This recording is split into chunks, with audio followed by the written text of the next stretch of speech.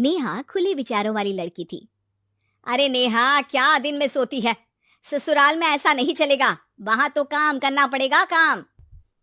जितना काम होगा कर लूंगी माँ, पर अगर कोई ये कहे कि सारा आराम छोड़कर सिर्फ काम ही करना है तो ना भी ना, मुझे नहीं करनी शादी। अरे कैसी बात कर रही हो? अच्छा चलो जाकर नहा लो, मैं नाश्ता लगा देती हूँ, फिर तुम्हें कॉलेज भी तो जाना है। नेहा कॉलेज के लिए निकल जाती है। वो सोचने लगती है कि ससुराल में वो कैसे मैनेज करेगी। क्या हुआ नेहा, परेशान लग रही हो? अरे यार, तू तो मुझे जानती है ना, मुझे अपनी लाइफ बिल्कुल परफेक्ट चाहिए, लेकिन लग नहीं रहा लोग मानेंगे।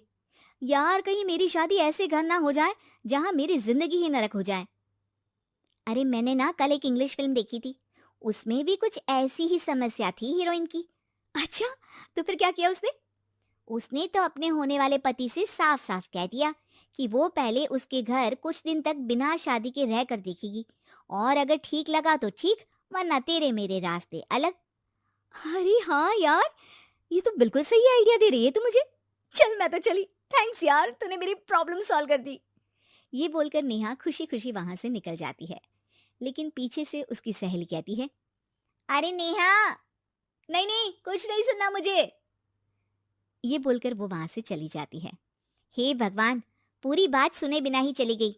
अरे वो तो विदेशी फिल्म थी, वहां सब चलता है, लेकिन ये तो भारत है, सभ्यता और संस्कारों वाला देश, जहां शादी से पहले लड़की को ससुराल में नहीं रखा जाता।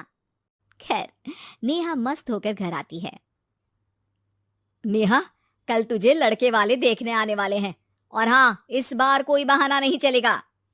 हाँ हाँ, आने दो आने दो, मैं तैयार हूँ शादी के लिए। अगले दिन लड़के वाले आते हैं, जहाँ लड़का कहता है, मुझे अकेले में लड़की से कुछ पूछना है। हाँ हाँ, क्यों नहीं बेटा, जाओ नेहा, घर तो दिखा दो इन्हें। नेहा भी खुश हो जाती है कि उसे मौका मिल गया है लड़के से अपनी शर्त रखने का।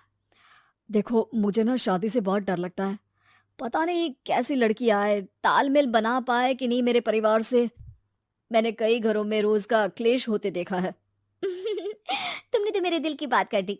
मैं भी यही सोच रही थी कि भाई सास तो अच्छी होनी चाहिए, पति सपोर्ट करे ना करे, रहना तो पूरे दिन सास के साथ है। लेकिन मेरे पास ना इसके लिए एक बहुत अच्छा आइडिया है। अच्छा, कैसा आइडिया? क्यों ना शादी के पहले मैं कुछ दिनों तक तुम्हारे घर आकर रह लूं, तुम लोग मुझे समझ लेना, मैं तुम लोगों को समझ लूंगी। ठीक लगा तो शादी, वरना टाटा बाय बाय। क्यों? लड़के को नेहा की बात में दम लगता है। वो घर के सभी लोगों के सामने नेहा की बात रखता है। अरे पागल हो गई है क्या? ये कैसी शर्त है? अरे शादी से पहले मैं क्यों तुझे किसी और के घर भेजूंगी रहने? अरे लड़की के ख्याल तो 20 साल आगे के हैं, इतनी भी खुले विचारों वाली लड़की नहीं चाहिए हमें। अरे माँ, क्या बुरा और गलत बोल रही है ये?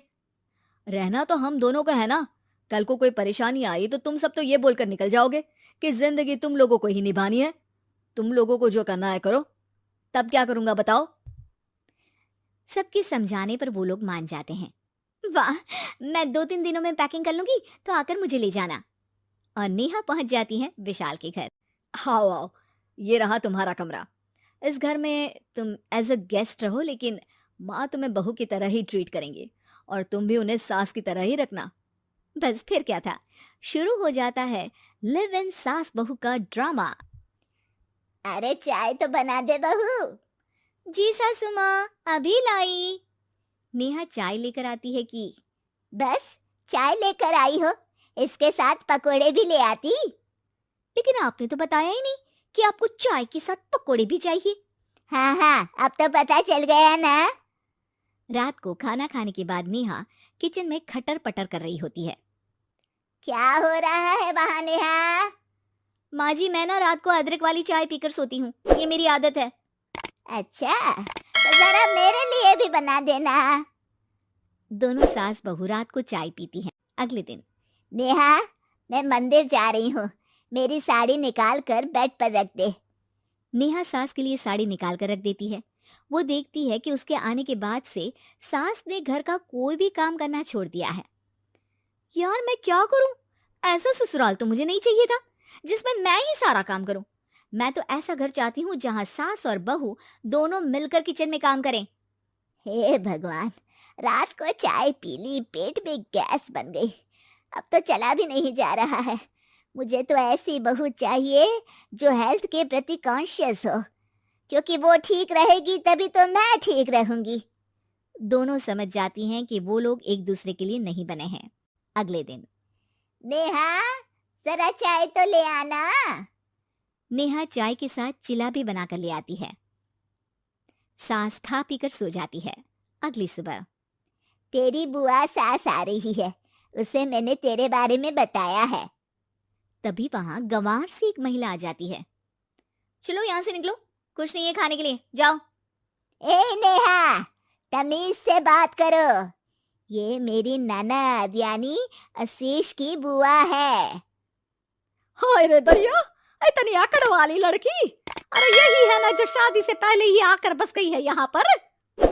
बस नहीं गई हूँ, बसना है या नहीं ये डिसाइड करने आई थी, लेकिन इन लोगों के रिश्तेदार इतने गंवार हैं तो मैं तो ना कर रही इस घर में शादी।